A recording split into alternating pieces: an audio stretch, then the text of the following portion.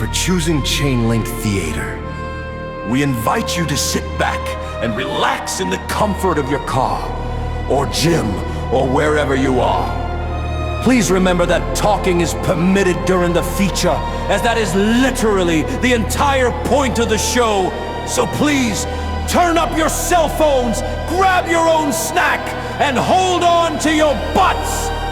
Your feature presentation begins now!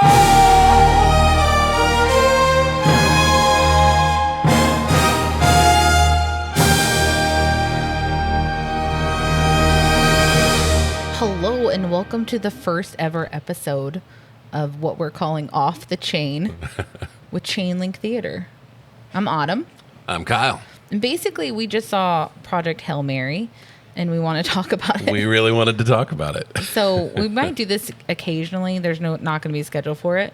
Definitely not. But when we see a movie that we didn't take notes for, we're just going to do something like this. Yeah, we were in a movie theater. Yeah, and we're not those people. No. So I loved it. It was a great movie. If you're new here, welcome in. We usually play the movie game and connect each episode to the last via a shared actor from the movie in the last episode. And now we're just going to review this movie that we really enjoyed in theaters. Yeah. That's the whole plan. If you are not new here, this is just be an extra episode in your feed this week. The other episode is still going to come out. And if you haven't seen Project Hail Mary, then you should. It's amazing. I adored this movie. I did too. I read the book. You did. Just last week. If you count the audiobook as reading the book, then I read the book. Okay. So if any of you out there don't, then I did not read the book. But I enjoyed both immensely. Okay. What about you? I've never read the book. Yeah. So I'm interested to see what's different. I'll talk about that at the end. I think I'll save it for. Okay. Yeah. I thought it was an amazing movie, though. Spoiler free at the top. We'll just Yeah. talk about our opinions. Mm-hmm.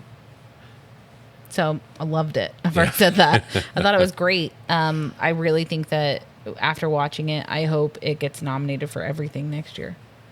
I doubt that'll happen because it's a space movie, and I don't think Ryan Interstellar Gosling got nominated. Well, whatever. But I think Ryan Gosling deserves a Best Actor nomination. Yeah. I think it deserves like effects, Best Picture, all that stuff. Yeah. In my opinion. I could agree with that. The Oscars never choose anything right, in my humble personal opinion, so it's not going to happen. I think you lost all faith in them with La La Land and When Shape of Water Speaking of Ryan Gosling. Yeah. They owe him one. Yeah, they do. This is not trying to be Interstellar. It does have some of the same vibes, I think. It's in space. There's a lot of amazing music played over really cool sequences. Oh, yeah, and it's also the same like kind of plot line where Earth is in trouble and we have to send scientists on a mission to go try to save it. Yeah, and there's time dilation stuff, which they don't touch on as much in the movie as they do in the book. Mm-hmm. But it's definitely there. If you've seen the trailers, the Harry Styles song comes up in the movie. What's it called? Sign of the Times. Yeah, it's great. Yeah. Great placement. Always liked that trailer. It hits so much harder now. Anytime I have a new visual to go with a song I always loved, it makes it start hitting a lot harder. Yeah. Yeah. I mean, you can do a lot for a trailer with a well-placed song. Absolutely. Facts. This is a movie that was released on March 20th of 2026. Very recently. That is the newest movie we've ever covered on this show. Yeah. It was directed by, do you know any of this stuff? I know some of it. I read the credits. Phil Lord and Christopher Miller. Yeah. Who are a team of directors who directed 21 and 22 Jump Street. Okay. And the Lego Movie. But they are also the producers of both Spider-Verse movies. Oh, those are great. And they're not like Suits that are trying to like, that kind of producer. I always picture a producer like, yeah, well, they paid for it. Who cares? Right.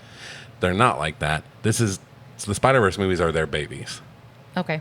They approached Sony and Marvel with the idea. They built everything from the ground up. They found the team of writers and directors and all that stuff. They also were going to direct the Solo movie. I loved the Solo movie. The Star Wars Han Solo. So what's it called? Solo, a Star Wars story. Yeah. I enjoyed that movie. I did too. But they were going to direct it and they got fired. Why? because they wanted to use entirely practical effects. Oh. And Disney said, we can't do that. It's a Star Wars movie. And they said, I think we can. And so they did it with this movie. There was not one green screen on set this entire movie. What? There was a little bit of CG, but not Rocky. Okay. He is a puppet. Oh, okay. That's Every cool. time you see him, he's a puppet operated by like 5 people. That's awesome. Right? That's really cool. Think back on that movie visually. That's insane. It is. So they also like kind of like Christopher Nolan hates CG. Yeah. These guys do too. Yeah. Okay. They hired the cinematographer who, I don't know if he designed the volume the Mandalorian films in, which is like this big LED circle screen that the Batman was also filmed in. Oh, I didn't know that. He is the cinematographer for Mandalorian, the Batman, Rogue One, and Dune, famously. Yeah. It was written by Drew Goddard, who is great at adapting stuff. He wrote Cloverfield. He wrote Cabin in the Woods. He wrote the movies for World War Z, The Martian. So there's that was written by the same guy. And the Daredevil TV show he has written every single episode of. Interesting. So that's interesting. And it was composed by Daniel Pemberton, who does have a ton of credits to his name, but the only one I'm really familiar with is the Spider-Verse movies. Those do have great music. They do. I don't know if it's the score necessarily. A lot of Sway Lee doing the heavy lifting there. Yeah. Well, we love the Spider-Verse movies. I don't want to speak They're just good. for you, but... I love them. Okay. It's official. I love them. It's on tape. Yeah. A tape. How old are you? So, what else do you want to say about it? And I saw that this one was also produced by Ryan Gosling. Oh, that's interesting. Yeah. I didn't find anything out about that. And I've been scrolling through TikTok a lot lately, and I've been skipping the Hail Mary stuff. Yeah. We like to go in as blind as possible. Well, I do. You read the book. Well, I really wanted to read the book. That's Yeah. true. Because it kept getting advertised to me, and I heard it was good. And it is. It is fantastic. Yeah. I love it. Are you ready just to... Well, do we want to do more about our review, or do we want to just get to the spoilers? I mean, we love it. I recommend going to see it, especially if you're a fan of Ryan Gosling. If you're one of those who are aware of how funny he is. Yeah. How great of an actor he is. He's one of my favorites. And if you're a fan of space, which I'm a huge fan of space movies. Yeah, you are. Especially this kind. Like the almost grounded in reality, near future stuff. Like Yeah. Not Star Wars and Star Trek. Right. So I would definitely recommend going to see it. So don't listen anymore if you haven't seen it. If you have not seen it, we're going to go spoiler heavy, starting probably about right now. Yep. All right, go ahead and read the description, and then I'm we'll going to get read into the it. back of the box like we do every week on this show, but I do not have a box yet. I'm 100% buying this.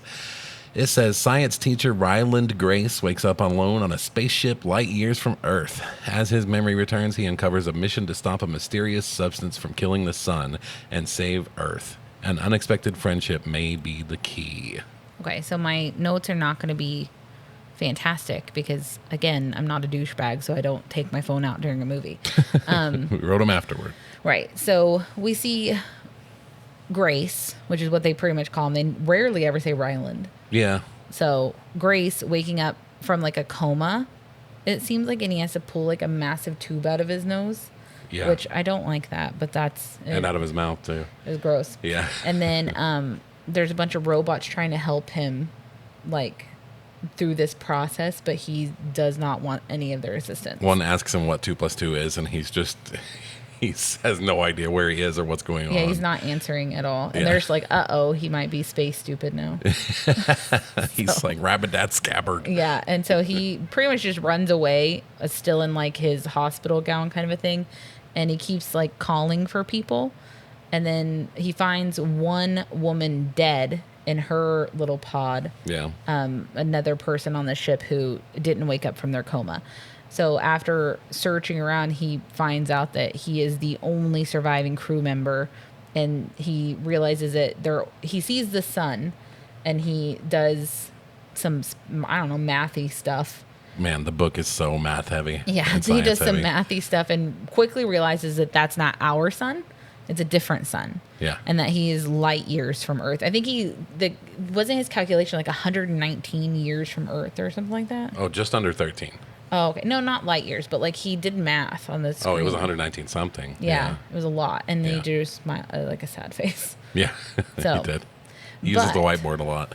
So basically, this story takes place in space, but we are going to do like flashbacks to Earth before he leaves. So then we go back to Earth and we see that the scientists have discovered that the sun is dimming, and there was like this ribbon that they found connecting the sun to Venus. And so they sent a probe into this ribbon to see what it was, and we got images back, and we started basically we found out that it's some kind of energy that's killing the sun. It's cooling, like it's dimming the sun, and Earth will enter a catastrophic cooling in the next 30 years where we will all be fighting each other for food and resources, and a quarter of the population will die.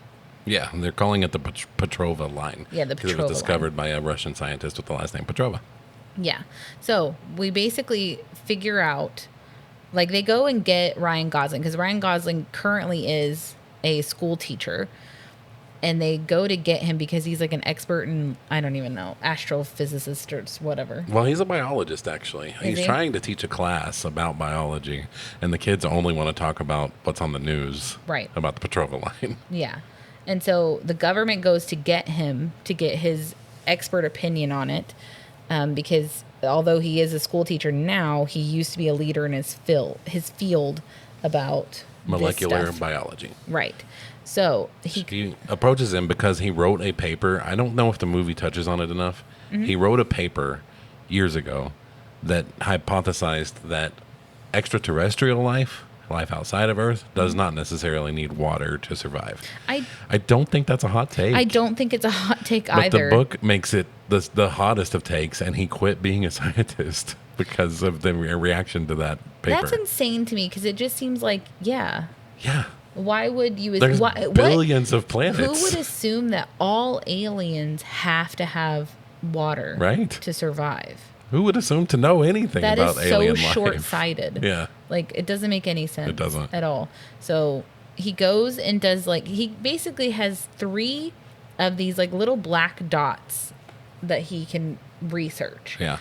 And he finds out how to, like, because he can't see into it with his microscope. So he figures out how to break the exterior cell. Like by stabbing it. By stabbing it. With a syringe. And then he realizes that it is a cell. So it's an organism. Yeah, it's like a mitochondria with a... So it's life. And then that one dies immediately, which is quite funny. Yeah. He's like, I did it. I can see through them. And This is first contact. And everybody in the room, she's like, wake up, wake up. And he's like, oh, wait. It's dead. It's dead. It's dead. I killed it. So they figure out, they leave him to do his experiment, and they leave him with just 3 living samples of this stuff, because basically Which are microscopic. he's like, you don't need me anymore. And she's like, there are scientists around the world researching this. You're not the only person doing this. Yeah. And so he stays to figure out what is like driving, like why skip Mercury and go to Venus. Yeah. So that's the question. And then something about the infrared, or what is it? There's a reason why they skipped Venus, and it's something to do with something. Science. It gets hard to explain. It's very sciencey. They feed on CO2 and sunlight, and something about... I thought it was infrared or something. Probably that too. Yeah. Something about their atmospheres is different enough that they're not interested in Mercury. Yeah. There's something that Venus has in its atmosphere that makes Venus a target. Yeah. So he like builds this thing from like Lowe's material. And then he sees that like they turn on the light, the infrared light, and the things just disappear off of the slide. So then he goes in to look for them, because he's like, well, we can have no light or we're going to lose these things. Yeah. So he goes in, and then he realizes that now there are 4 of them. So they bred it using his like light. Yeah. So that's super interesting. Yeah, it is. So he goes in and he tells the government, and the government takes him to, like, what are those things called? They're not called space stations. What are those big old boats called that planes land on? air carriers, There aircraft you go. carriers. I was thinking Star Destroyers. Not it. Yeah, as soon as he finds that out, he's whisked away. Yeah, because he's the first person to figure that out, it seems Yeah, like. yeah. And they're calling this thing the astrophage. The little beings are the astrophage. The book makes clear that he named it that because it means star eater. Oh, okay. And that's exactly what they're doing. Yeah. So they find out how to breed these, and then they realize that they're extremely powerful fuel, these astrophage. Yeah. So they're developing a plan because all of the stars in like every known solar system has been affected except for one, Tau Ceti. It is the only star that has been left alone. Mm-hmm. And they don't know why, but everything else has been evaporated pretty much, or the star is dimming. Yeah. So their idea is to send a Hail Mary, which is why it's called that, Yep. to Tau Ceti to figure out why their star's okay and what we can do to save ours. Correct. So it's complicated, but it's actually not that complicated when they explain it. Yeah. But they also know that this is a one-way mission because we're only going to ever have enough fuel to get our astronauts there and not home. You're getting emotional. I know, because it's sad. It is sad. It's super sad. So They have enough to get fuel to get them to Tau Ceti, and that's it. Because that the speed at which the astrophage are draining the sun, they expect it to eliminate, what did they say, 90% or 75% of all human life in like 30 years. they said a quarter. Is what Oh, they only said. a quarter? Yeah. 25%, but it's going to accelerate past that. Right. Because she says that quarter is dependent on nations working together to feed people, and that is not what's going to happen. She does say that. Because fuck this place. But Yeah. yeah. So it's a one-way mission. They're basically going to send their scientists over to Tau Ceti. They're going to do all their research there, and then they're going to send probes home so that we can fix it. That's the plan. The book touches on how the probes would need minuscule amounts of fuel because of how small they are. Yeah.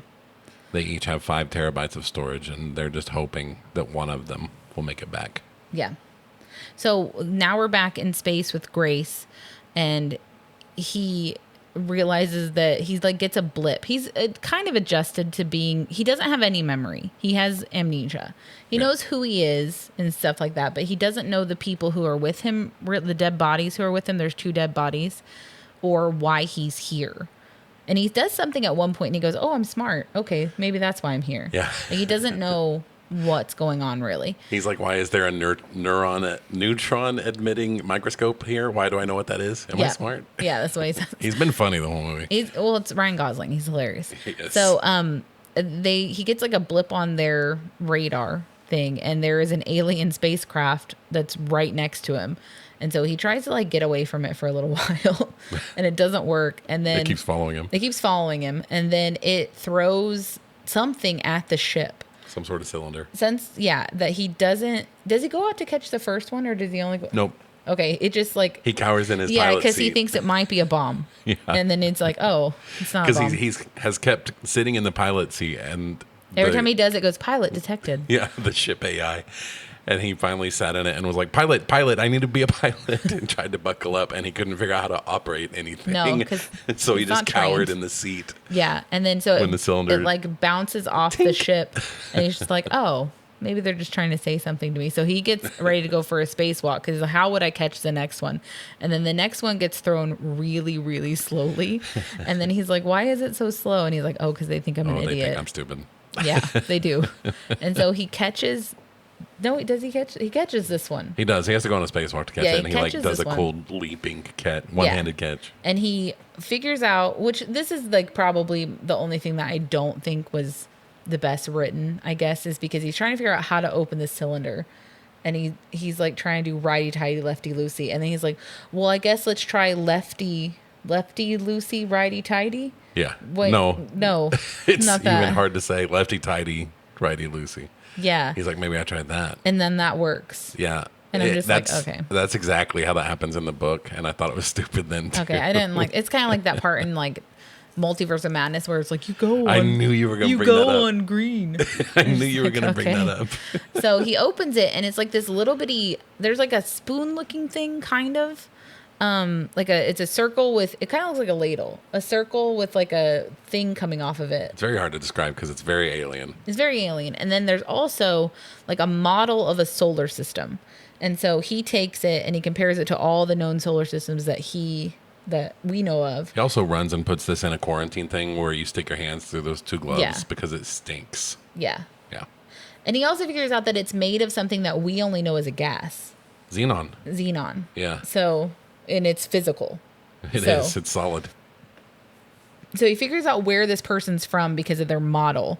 And it's from Arid, right? That's the name of it. We don't call it that yet, though. They're from the star 40 Eridani. Yeah. Whatever that planet means. in that system can support life. Yeah.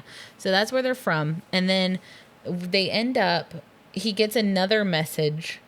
Basically, something is telling him that he needs to turn on the spinny part so that they can connect to each other. Centrifuge. Yeah, the centrifuge part so that they can stabilize with each other. Yeah. So he figures out how to do that. And then they like send this like basically a jetway straight to his porthole. They do. And then they just so he can come to their ship. So Grace goes to their ship and then sees is like knocking on the window gently and then sees like a little hand. And then does he leave all the way? I think he leaves all the way after that, the first time he sees it. Rocky told him to. Oh, yeah. He also made a little diagram of him, a model of him and his ship. That is what, And he was like trying to convince him to go back to yeah, your he was ship. like, go away using this model. And Ryan Gosling's just like, oh, that's so cute. And he's like, oh, you want me to? Okay. Oh, okay. Okay, I'll go leave. away. I'll leave. And so he leaves, and then they come back for another meeting, but it's like a bigger window this time. Like Rocky's redone it to where you can see more. And then I did like this because Ryan Gosling's like tapping on the window, and then Rocky comes up and keeps tapping on the window. And then Ryan Gosling is just like, oh my gosh, this is so much fun. And then You love tapping, don't you? You love tapping. And then he eventually realizes that the alien is pointing to something behind him. And he turns around and he's like, oh, you're not tapping, you're pointing. Tapping, you're pointing. And he opens it and he stupid. sees like just a bunch of like blue balls, right? On like a string, Yeah. which doesn't make sense to me. Right. And then basically he realizes that this is the alien telling him that he has oxygen. It's a representation of oxygen as the 8 molecules. Is oxygen the 8th element on the periodic table? How the fuck would I know? Google. No, I'm not Googling. But it's 2 circles of 8 molecules twice. Yeah. So to him, as a scientist, that's just not what we are, means O2. Oh, okay. He's telling him he can breathe in that chamber. I thought it was like a tiara. And so looks like he's one. basically, the alien's telling him, take off your helmet. And then he's like, I can't, because if I'm wrong, like I'm dead. I'm very wrong. I'm very wrong. And then he starts to walk back. And then for some reason, he's like, all right, fuck it. I'll just take it off. In the book, he keeps having these inner monologues talking to himself like, well, I keep having to do things I don't want to do because I want to save humanity. Yeah. So I really need to talk to this alien. Yeah. All right, let's try it. So he takes it off, and the alien was right. He does have oxygen in this tube. Yep. So now they're trying to figure out how to communicate with each other. So he takes like a laptop tied to something and starts teaching it. First, he realizes that the alien can only see like it. What is it called? Like the way bats see, I guess. Yeah, it can't see at all. It can only hear. It can only hear. It So sees like Daredevil almost. right. So they start off showing each speaking other of. clocks. That writer wrote Daredevil. Oh, That's yeah. interesting. So they start with like numbers because he's like, well, math is a universal language, so we'll just start Yeah, with numbers. because he tries to show it a tape measure. And it's And he's like, having no, a great look at time. the numbers on it. And it's just playing with the tape measure. It's like, oh, that's cool, I guess. Yeah. And they're separated by a wall. He like put it in like the little banker drawer. Yeah. So that the alien could take it.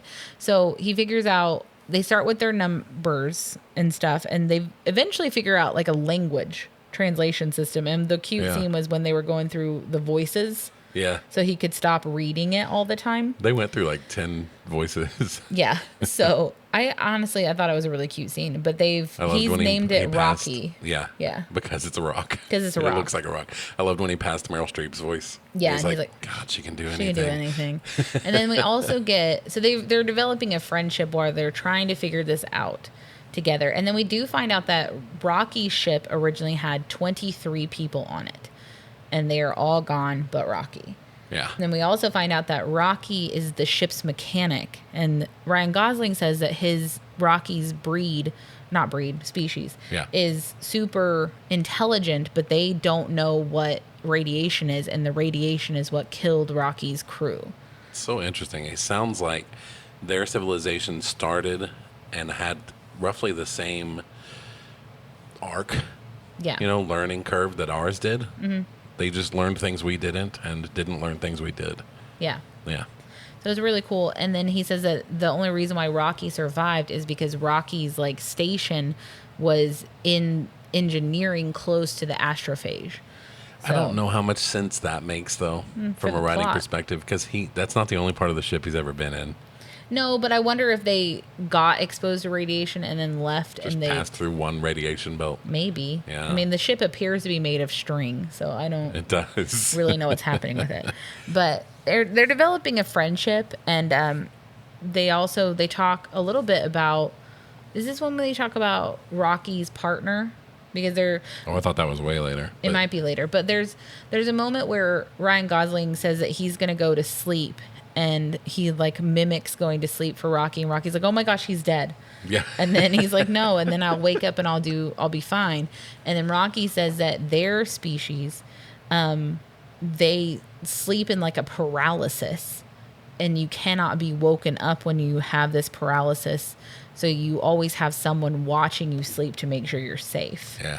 And so he convinces Ryan Gosling to sleep in the tube so he can watch him sleep. So that because he's like, Ryan Gosling's like, well, I'm not doing that. That's weird. And he's like, but everyone else, I watched them for a while and no one woke up. Yeah. And it's just really freaking sad. It's so sad.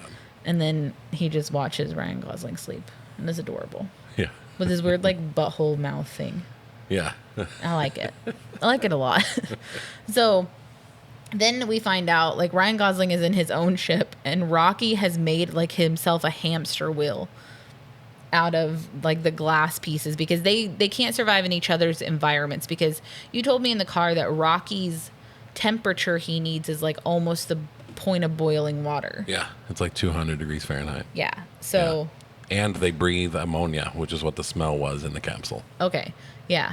So they can't be in each other's environments. No, that ammonia atmosphere is also 29 times heavier than ours. Oh my God. Yeah. Yeah. So anyway, Rocky has a little hamster wheel, and he just busts into the Hail Mary, and it's just oh my gosh, why is this a trash room? This is disgusting. And Ryan Gosling's I wasn't expecting anyone to come here, because he's just been drinking and eating his dry ramen this whole time. In the book, he invites him in. Oh, I liked him just barging in. It's Rocky's idea, but he asks politely. I liked it. I do love it. It's a good change. I like it a lot. So basically, we see the ship develop to where now Rocky has those hamster tubes basically connecting different areas of the ship so that they can work on this together. And then we also find out that Rocky has incredible hearing, because Ryan Gosling is talking about how hard it is to have a roommate. He's doing little vlogs. He's doing little vlogs talking about it. And then you just keep hearing Rocky being I can hear you. Who are you talking to? Who are you talking to? And then he's like, you can't hear me. Can you hear this? Yes. Yeah, I can. Who you're talking to? It's cute. And the one really sweet part I thought is they talk at one point about do you have a mate? And Ryan Gosling doesn't have one, and Rocky says that he has one, and her name is whatever. Yeah. He makes this big show oh, we didn't talk about that. When he asks him his name, it's 12 seconds long. It's really long. And then he's like, oh, my name is Grace, like graceful. He's like, how do you say that in your language? And he goes, so fast. Oh, I loved it. And he talks about Rocky does have a mate, and Ryan Gosling asked him how long they've been together, and he says 86 years. Yeah. And then Ryan Gosling's like, that's amazing. And then this part almost made me cry, because Rocky says it's not long enough. It's so cute. And I was like, oh my God, that's so freaking so sweet. cute. I love that. We found out in the book, I'm going to talk about the stuff they left out of the book at the end, but the stuff that's different throughout. Okay. Because otherwise I won't remember everything. We found out in the book that their average lifespan is 689 years. Yeah. And he has been stuck up here for 46. Rocky has. Yeah. Yes. So, and Ryan Gosling in the book is not 46. No. So his entire life, Rocky's been up here. That's so sad. Right? alone. Yeah, that's so freaking sad. But I guess if you have a lifespan like that, it feels different. Yeah, they also talk about how, he says that too. They talk about how time dilation, they didn't know that. Rocky's species, the Iridians, I think they call them. They didn't know about that, so they way overplanned for fuel. That's why That's why he has so much fuel. Oh, fascinating. Yeah. Okay. And there were 23 of them, so he has food for 23 times however long they were going to be out here, which they thought was forever. Wow. So for some reason, they decide they need more samples of astrophage. I don't remember why they need it, but they go and collect it. And then they realize that the temperature of the in and out, the temperature of the astrophage is the same, and it shouldn't be. Yeah. For science. So they do like an experiment, and they realize that there is life on the planet in this solar system, Tau Ceti, that exists, and that has to be the reason why the sun here is not being devoured. Yeah. So we basically find out that this solar system has a natural predator for astrophage that is killing it and keeping its solar system safe. I don't know how throughout the entire book I didn't consider that that's exactly how you control Lots of stuff. A pest Yeah. is a natural predator. Yeah. It's the way the animal Have you ever kingdom heard the works. story about how Yellowstone was saved because they introduced a pack of wolves? I have heard that. Yeah. Yes. Apparently, Yellowstone was running out of, I'm not going to explain this as well as the internet would, so look this up to verify this is true, but from what I understand, was running out of, insects, which is making them run out of Like birds. plants, which is making them run out of birds. Yeah. It's not in that order, which is making them run out of everything.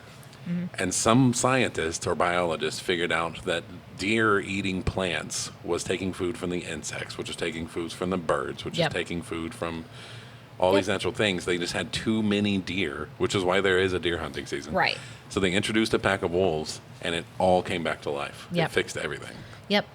It's like how Florida, as cruel as it sounds, like Burmese pythons and the iguanas that fall out of the trees, they offer money because they're all invasive. Yeah. So they have to be killed because they're killing the natural stuff in Florida. That's the whole point. You know how that happened in Florida too? No. What I've heard happened, which I don't know if it's true. It's either a hurricane or a fire. I don't know which.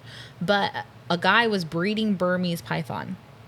And something happened to his house. And he wasn't a crazy breeder. He had 8 adults. Okay. That's what he had. And his house got destroyed. And when it got destroyed, those 8 breeding age, retics, have reticulated pythons taken over the entire Everglades over the years. That's why Florida's crazy. Yeah, Florida's nuts, man. That's wild. why they pay people money to kill them. The same thing must have happened in Australia. Or they have radiation somewhere near a spider plant. I don't know. I'd rather live in Australia and deal with the spiders and the birds that attack you. That place is insane. One of the Australian YouTubers I watch, she's more afraid of worms than spiders. Right. How Australian is that? Because she deals with spiders every day. She's like, oh, but I would never touch a worm. What the fuck? What? What?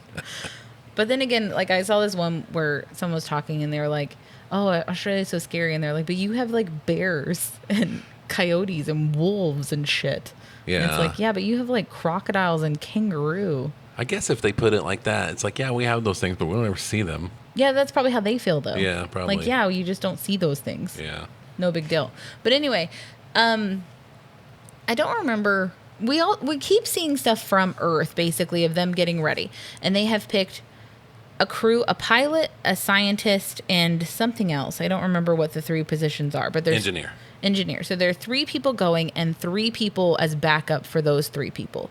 That's the entire crew. And every time you hear Grace talking about it, Grace is shocked that these people are willing to go to their deaths for America, not America, the world.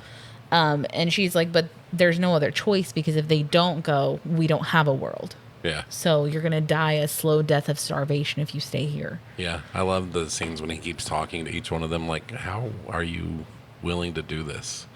And the lead one, Tau, Yeah. Yao, actually, Yeah, I don't know. Commander Yao, is like, you just have to find something worth saving. Yeah. That's so cute. It's very sweet. But anyway, great. I'm crying. I cried. I'm going to be honest with you. I cried for a huge portion of this movie. Dude, I don't cry during movies, and I did too. Like full tears rolling down my face I did crying at too. this movie because it's so beautiful. It's great, man. So they formulate a plan, Rocky and Grace, where they are going. The Hail Mary is not built for entering an atmosphere around this one planet that they've named Adrian, which is what Grace calls Rocky's mate. Oh, that's something interesting from the book I want to talk about. The book, the audiobook is 16 hours long, which I feel is probably about 3 or 4 hours too long, but there is interesting stuff in there. The parts of the Hail Mary were flown up to the International Space Station, and it was assembled in space. Oh, okay. So it has So that's why never been intended to be used in an atmosphere of a planet. that makes sense. Okay. Yeah. That's fascinating. Okay. So they have to get within the atmosphere of this planet. And basically, Rocky can just make stuff. I don't know how it works, but he just can create stuff out of what I assume is thin air. I don't know where it comes from. It's xenonite. Yeah. But yeah, it doesn't make sense on Earth physics. He just makes it.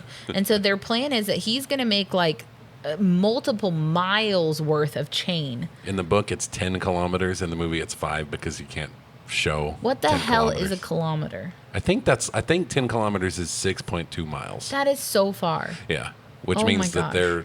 the one in the movie is 3.1 miles. That's still so far. It is. Okay. It's crazy. So he just makes chain, and then we see just like their whole spaceship is just full of Full of chain. chains. Because it takes like 11 days for them to get from Rocky's ship to within this yeah. ship's range or this planet's range. So they're going to throw down a thing while they're flying close to the atmosphere, but they're not supposed to enter it so that they can go fishing for this predator. That's the whole plan. Yeah. So we start doing that, and the bad thing is Rocky can't help with any of the controls because Rocky can't be outside of his containment or he'll die in this environment. So Ryan Gosling has to pilot the ship and then leave the ship so that he can pull back up the thing full of the predator. Yep. Not like a predator, but like little bitty ones. Yeah, predator samples. Predator samples. So he gets them there, they start collecting, and he goes to pull it back up. And this is where things start going wrong because they start losing altitude, which the Hail Mary is not designed for this at all.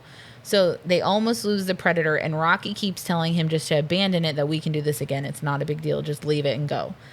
And Ryan Gosling's like, no. Well, he says, I don't think there is going to be an again. Oh, I didn't hear him say that. Yeah, because they'd have to Okay. remake the chain again and something about the time they have left. I'm not sure. Yeah. So it's all kinds of like, the ship is like falling apart. He's like doing a spacewalk essentially outside. He almost loses the ball because it's basically just like a big like soccer ball looking thing, football and looking little thing. tubules protrude out of it to catch samples. Right, and those are sucked back in. Yeah. So like, you remember those balls from the '90s that you turn on and they jiggle? Oh yeah. That's what it looks like. Outside of toy stores in hula hoops, they would Yes, just bounce around. they just yeah. bounce around. That's what it looks like. Yeah. So he almost loses it. He almost dies multiple times, but he manages to get the ball back into the thing. It's a bunch of action, which if you don't listen to us, I'm not good at that. So it's a bunch of like She doesn't do that. near death. And I couldn't take any notes. Near death stuff. Yeah, it is. He gets back in and then has to rush to try and go pull the ship up. And while he's trying to pull the ship up, they get a hole in one of their fuel tanks. And it just starts spinning the ship out of control. Yeah, they get a hole in the hull. Yeah. Which is near the fuel tank. It was, which which depressurizes the cabin. and then they just start spinning out of control. I love when they realize it because he's like, yes, we did it. And then his seatbelt falls to his side and he looks over at it because it should not have gravity right now. Yeah. And he's like, wait, what's wrong? Yeah. So they're spinning out of control. And then Ryan Gosling is trying to reach like the centrifuge. He's trying to eject whatever is The fuel causing tank. the problem. Yeah. Yeah. And he can't reach it. And I think he ejects one. Yes. And then he can't get to the centrifuge portion that Correct. would To stabilize stop it them. from spinning, Yeah. yeah. And then it's actually a really sad part because like something happens and he like basically gets slammed into a, He almost has it. It's filmed really cool. It's a great wild scene. looking shot. But he almost has it. He has his arm all the way outstretched, and then his face slams up against the yeah. And then you all just of have the like screens and blood like knocks going him out of out. his face onto the monitors. and it stays smashing his face It against stays that there. screen. While Rocky's trying to encourage him, and it's really sad. It is It's so sad because his hand drops out. because he basically loses consciousness. Yeah. And so he just is there trying to do it, and then I'm gonna start crying. So then Rocky breaks out of his containment and he starts smoking, and he pulls the centrifuge thing so that he's stabilized, and then he's still smoking, and then he pulls Grace all the way to the medical unit so that the robots can start working on Grace, and then we don't know what happens. Yeah. It goes back to Earth. It goes back to Flashbacks. Earth, and I don't even remember what happened because I was ready for it to be over. Oh, were you? Well, I 'Cause wanted to you're know what mad? happened with Rocky. Yeah. So, they, I don't know what did happen with Earth. Oh, is that when the explosion happened?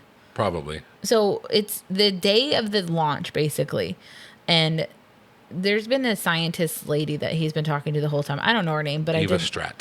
I did like her character because I mean, like, she's cold, but she has to be in this situation. She's even colder in the books. Like, she has to be though. I'll talk about that at the end. Yeah. And then while they're talking about the launch, because they're launching today, and they had just had like a party the night before, and there was like a conversation with Grace and her where Grace was just like, I don't know why these people are having so much fun when they're gonna die. Yeah. And then she's just like, I mean, they have to. I don't remember what the conversation was, but then she comes and sings the Harry Styles song for everyone for a little bit. And then I like when she goes, that's enough, and then walks away before the song was over. Yeah, she does one verse, one chorus. Yep. And then she's like, bye. Bye. But there's an explosion, and I don't really know what the explosion was caused by other than plot. So in this explosion, both of the scientists died because this was the science building. So the backup and the scientists who were going to go are both dead before we've left Earth. Both the book and the movie do tell you what caused the explosion. They were testing for one rare case that they thought that these might be explosive. And they asked for a nanogram of them, and the guy that they got it from gave them a microgram. I don't know what the difference It is. is 1,000,000 times what they asked for. Oh, shit. And the human eye can't perceive that difference. So by the time they got it in there and started working on it, It was way too big. yeah. So all the scientists are dead. At least those two that were banging each other, at least they're banging in the books. They're very graphic about it. Oh, okay. But To Grace, I mean. oh, okay. Yeah. I didn't catch that. They didn't say that in the movie. But They they're cut both that. dead. And so now the doctor is talking about how if we delay, we will lose like we have to go today regardless. It doesn't matter that these people are dead. We just have a replacement. And basically they settle on Grace is our replacement. Yeah. And he's like, I'm not doing that. I'm not an astronaut. I'm not an astronaut. I can't do that. And they're like, literally, you have to do it. Yeah. Like, they basically point out you have no family. You're just a teacher, quote unquote, just a teacher. Yeah. And if you truly cared about your students and stuff, you would go do this, because if you don't do this, everyone will die. Yeah. Which, I mean, yeah. She Stop tells him he selling. has 3 hours to decide. 3 hours. Yeah. He says, like, can I think about it? She goes, you have 3 hours. You have 3 hours. And so he wakes up on the space station recovered, and he just sees like these black burn marks all through the ship. Yeah. Just black burn leading to Rocky. Rocky was able to make it back to one of his little containment bubbles, but he's not moving.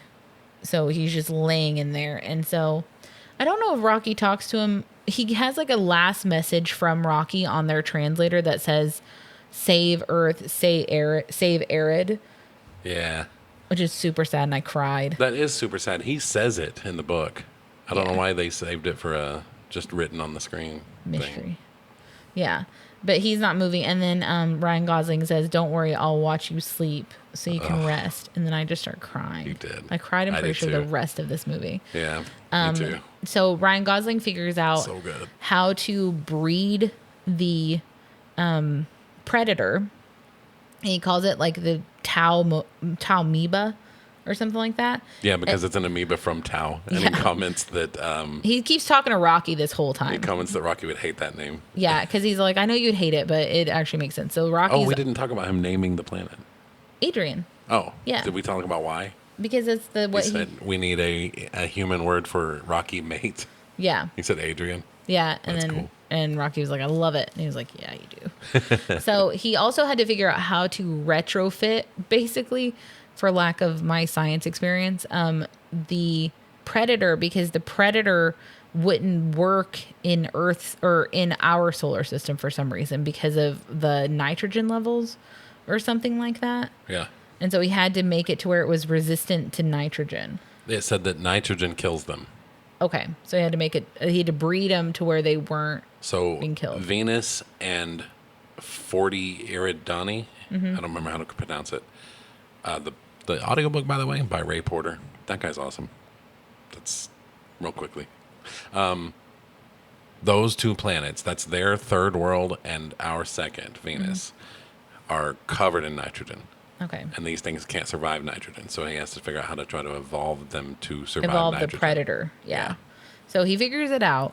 And then he's just kind of laying there outside of Rocky's cell taking a nap.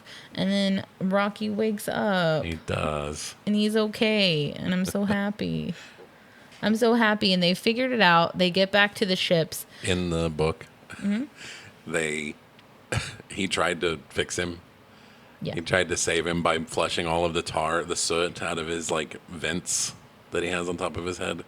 And then when Rocky wakes up, he's like, what did you do something to me? He's like, yeah, I blew all the soot out of your vents just to try to bring you back. I didn't know if you were dead or asleep. And he's like, okay, well, you almost killed me. Yeah, because didn't you say that it's his blood? Yeah, he was like, that stuff was like my internal organs trying to heal all the damage that was done. But honestly, I like that they left that out. I like that they left it out. Yeah. Yeah, I don't think that it was There's necessary. one cute scene where he's like, you're not usually stupid. Why stupid now? Which that makes me giggle, but I don't want him to have almost killed him. So No. I like him leaving it out. And they have figured out how to hug through their thing. That's not in the books either. That's cute. The first time Ryan Gosling tried to hug him, he was like, what are you doing? What are you doing? He backs up. He's like, I'm hugging you. And usually this is a Through the joint ball. effort. Yeah. So you're supposed to hug me too. And it was really sweet. And then when they were hugging, Rocky was like, does it feel like it's over? Oh, because this is what happened. Basically, during their relationship, Rocky keeps talking about, I'm going to go home. And Ryan was also talking about like, yeah, I'm going to go home too. But he was kind of trying not to say anything on that Kind of trying front. not to say it, but not saying he wasn't going home. Yeah. And then it comes up that he says something, Rocky says something about going home. And Grace basically admits like, this is a one-way trip for me.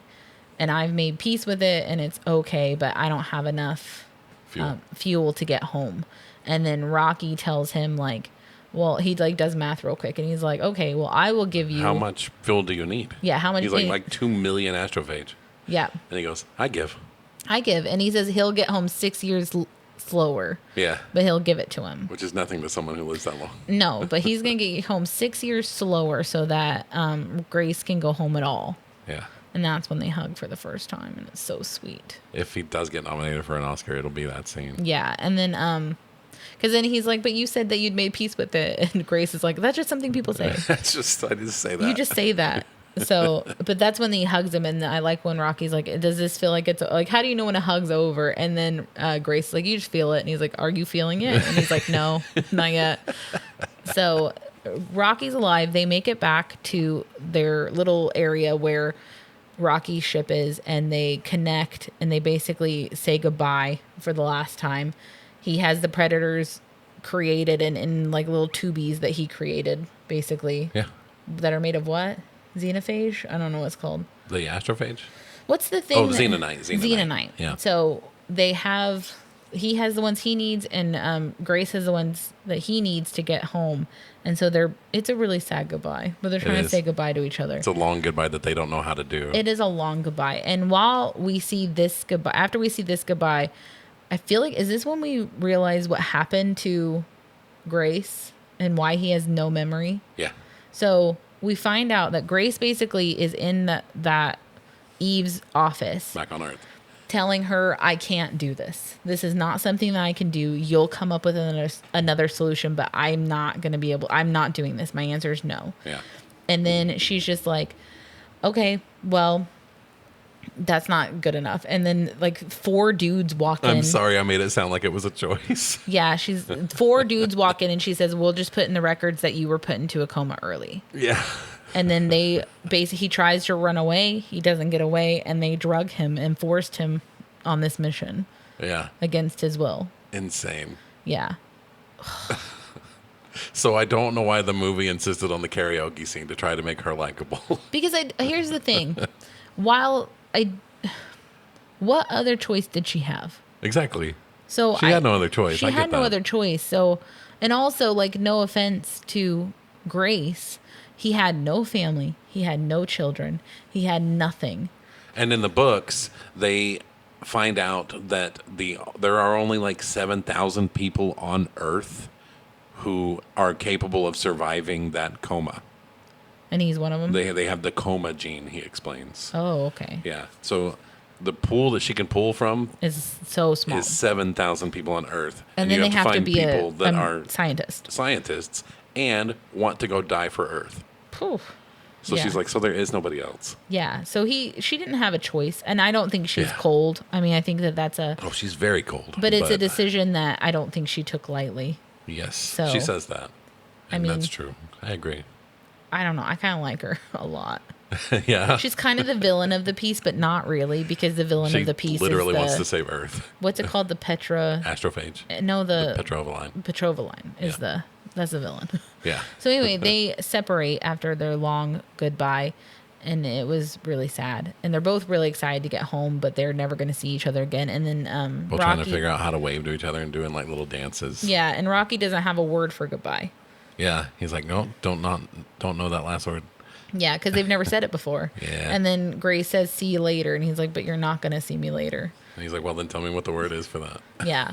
And so they're leaving. And while they're leaving, Grace goes to like, I don't think he put himself into a coma yet, but he's like sleeping. And he wakes up to losing fuel. And the engines are shutting down.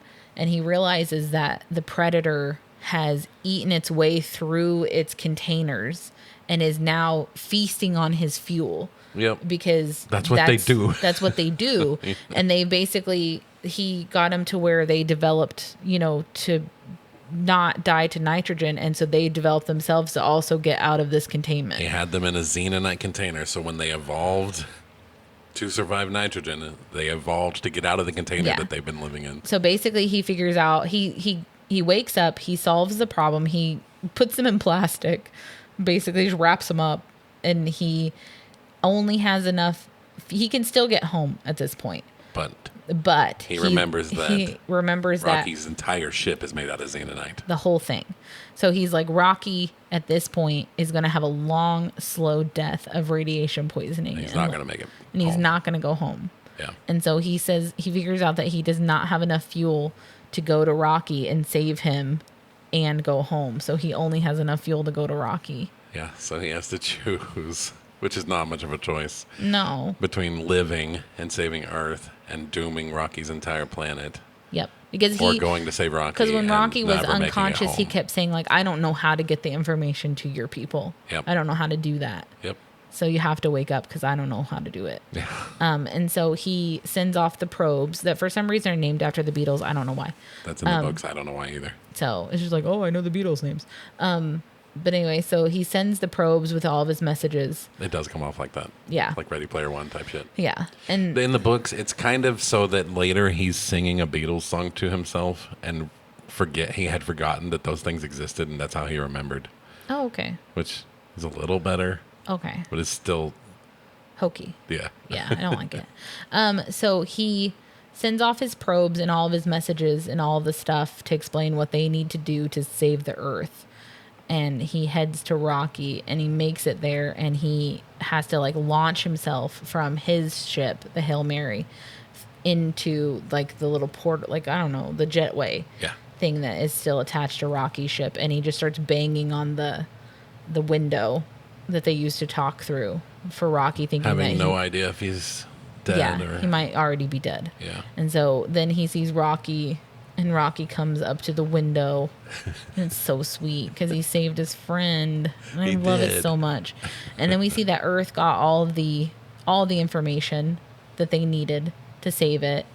But you said that the timeline is interesting for how long it's actually been on Earth compared to how long it was. It takes 13 years to get to Tau Ceti if you go at the speed of light. Right. So it takes 13 years for those little beetles to make it back.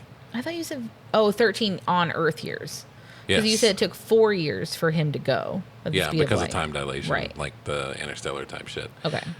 I'm not smart enough to explain that, but it's been 26 years since he left. So we only have 4 years on our clock of we're all going to die, pretty much. Most So- of us are going to die. Did you notice that aircraft carrier she's on is traipsing through like glaciers Yeah. and ice? I think they were trying to show us that That it's already Earth cooled. has significantly cooled. Yeah. Yeah, I don't think she's in Antarctica. No, I don't think she is. But now we have she the is solution. significantly older though. She is quite a bit older. But she received everything. Yeah, and she knows that he did it, and she was right to drug him. Right. I mean, she was. I know. So he saved the world. Yeah. And so then we cut to Grace on, like, in a beach house with one of the robots from the Hail Mary, and then Rocky comes and knocks on his door. And basically, the Iridians have made him like this capsule that he lives in, where they have given him an ocean, Like a giant biodome. like a little biodome for their little human to live in. Yeah. Because he saved their world too. He's their hero. It's so sweet. Yeah.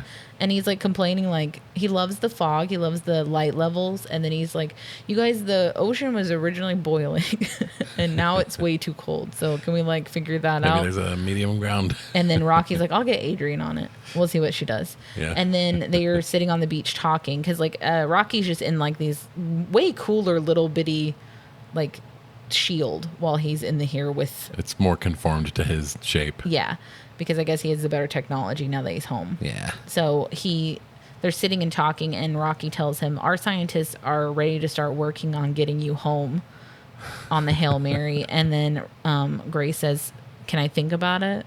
And they go take all the time you need. Yeah, and then he is teaching little bitty rock kids about science. He is. It's so freaking cute. It's so cute. I loved it. It was I love amazing. It is amazing. The score is amazing. The visuals are amazing. The acting it's Ryan Gosling. It's It's always amazing. top notch. Yeah. The writing's great. This is one of the best movies I've seen in years. Agreed. I loved it. I absolutely loved this movie. The book has a few things that are. Go for it. Did you have more to say? Did I No. interrupt? I'm so sorry. There's an entire character named Dmitri in the book that he makes good friends with, who's a Russian. Every time he goes to work for somebody, they're from a different country because it's all the different countries working together. One of his best friends in the book is Dmitri. He's not in this at all. The movie adds Carl, who works for Strat. But he's funny. Yeah. I'm down with that. There's also two massive scenes that they cut out where they have to figure out a couple of different things. For some reason, there's some sort of energy crisis where they have to like coat like 2/3 of the entire Sahara Desert in solar panels. Okay. I don't remember the exact science reason why. If you're not a science guy, the books, it gets a little hard to follow at times, especially audiobook because you can't reread any sentences. Yeah.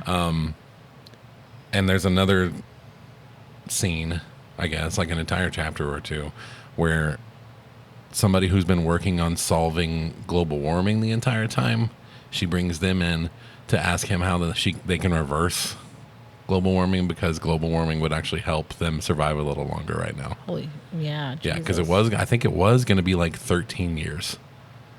And then they set off all the nukes that they could on Antarctica to reverse global warming and to extend it to 30 years to give Holy crap. Grace enough time. Jeez. Yeah.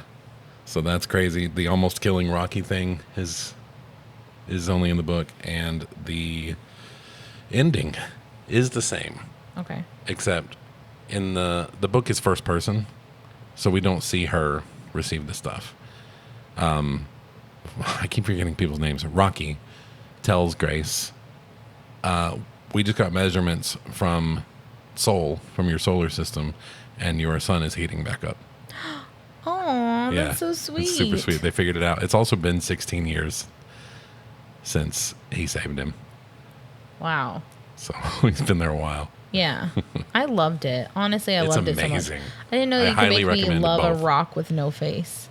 Right? But you can. Well, James Gunn did it with a raccoon and a tree. Yeah, but those have faces, you know? That's true. Yeah. So, man, it was so good. It was awesome. And the little rock babies were so freaking cute. They were. And they were so excited to learn. They were, yeah. It's amazing. And he was like...